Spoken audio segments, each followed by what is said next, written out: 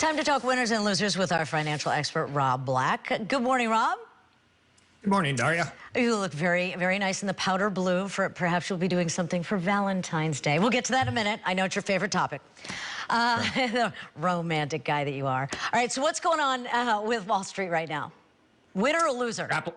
We're grappling. We're fighters. We're fighting with what the Fed's going to do. We don't like the higher interest rates, higher inflation. It's my boogeyman. It's my Jason. It's my Voorhees. My Freddy Krueger. Inflation eats away how much we've saved and how much we need to spend in the future. The Fed's probably going to get pretty aggressive with it, raising rates twice sooner than later, but March is the latest, is the expectation. Will Russia invade or not? That'll push oil higher, which means inflation will hit our gasoline prices and hurt our economy.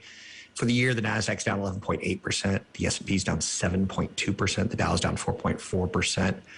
Bitcoin's down 8.6%. There's no place to hide at this point in time except for oil.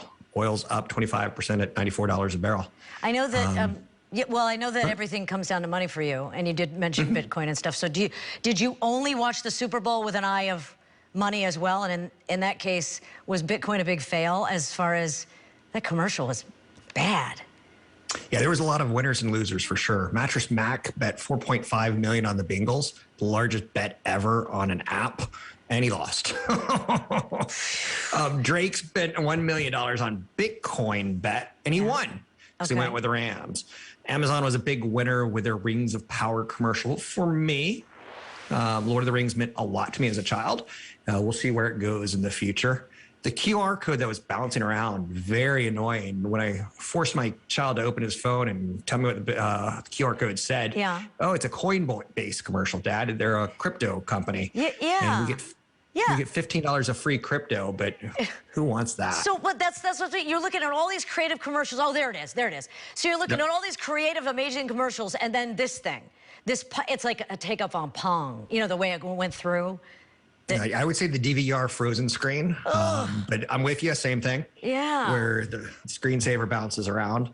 Nike, Pepsi, and Bose were big winners in advertising. They got about $170 million of benefit just from being on the sideline reporter or the halftime show sponsored by.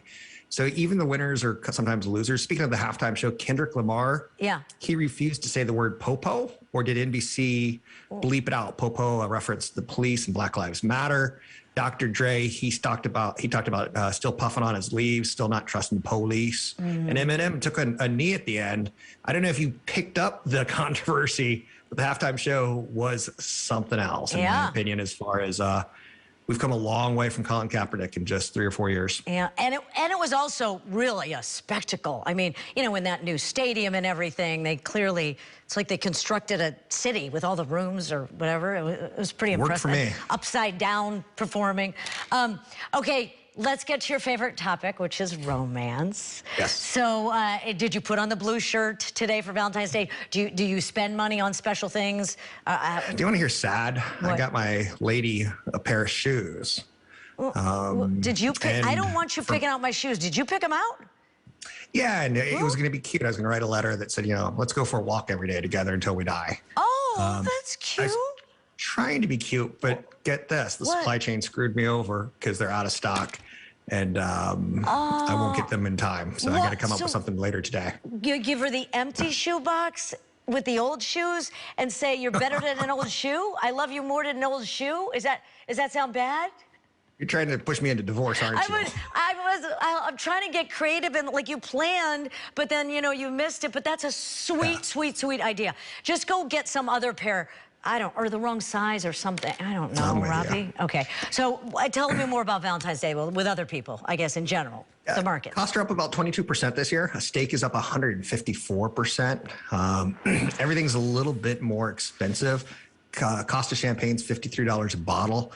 At this point, if you get imported from international markets, up 18%.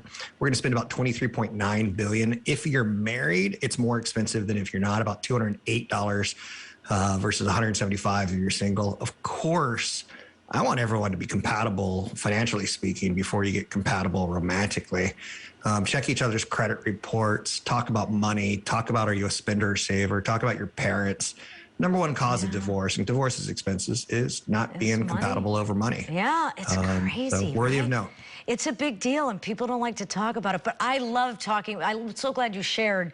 That's the most adorable gift. That's an amazing gift, and I only like a homemade car, but I love that. I love that shoe idea. Very cute. Well, we're both 50 plus, and we need to exercise to stay alive. Right. And the gyms weren't good during COVID, so I got a nice pair of Coach shoes, but not available. They actually, by the way, have a thing. You did your study about, you know, money causes a big problem. The biggest indicator of health and wellness and fitness as you get older and being connected, walking. Just walking. You don't have to run. You don't have to, so there you go. It's a great idea. Good for me. Good for you. Thanks, you get brownie points for trying.